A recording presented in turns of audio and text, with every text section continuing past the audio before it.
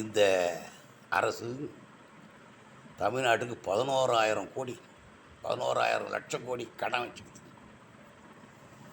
தமிழகத்தில் இருக்கிற மக்களுக்கு வரி சுமையை மென்மேலும் அதிகரிக்கும்.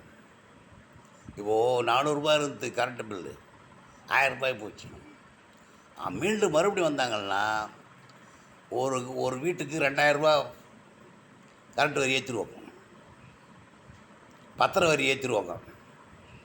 ஏன்னா சமாளிக்க முடியாது. 11 லட்சம் கோடி கடன் ஆகிட்டாங்க. வட்டி இவங்க 1,70,70,000 கோடி கட்டணும் ஒரு வருஷத்துக்கு. வட்டி கட்டுறதுக்கே இவங்க நம்ம மக்களுடைய வரியை தான் அவங்க அதிகரிக்கணுமே தவிர, பால் வரி ஏற்றுவாங்க, குழா வரி ஏற்றுவாங்க, வீட்டு வரி ஏற்றுவாங்க, மனை வரி ஏற்றுவாங்க, பத்திர வரி ஏற்றுவாங்க, மின்சார வரி ஏற்றுவாங்க, எல்லா வரிகளும் ஏற்றுவார்கள்.